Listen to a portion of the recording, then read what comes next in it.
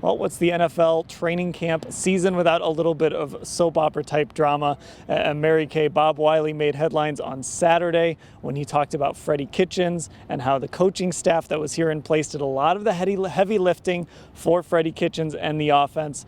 And Freddie today kind of had some strong words for Bob Wylie, even though he cloaked them in not really wanting to say much about it. Yeah, you know, he was pretty steamed when he was talking about Bob Wylie today, and he got his points across, like you said, without really trying to rip him too much. He basically said, I had an opportunity to hire him. I did not want to. He talked about how Bob Wylie seems to want a lot of credit for what went on last year, where Freddie thinks the credit should go to the players, not to the coaching staff.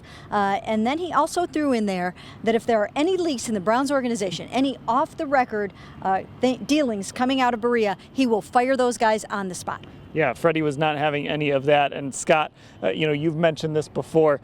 Freddie sometimes starts to talk about things, says he doesn't want to, and then he'll circle back and talk about them. And that was certainly the case today with Bob Wylie and his comments. Yeah, I don't think he handled that great. I think the best thing to say would have been, I have nothing to say about that, because he spent a few minutes praising Bob, and then he said he wasn't going to get into it, and then he got into it. I think saying I have nothing to say about that might have been the best way to go, because now it's a story that kind of keeps going.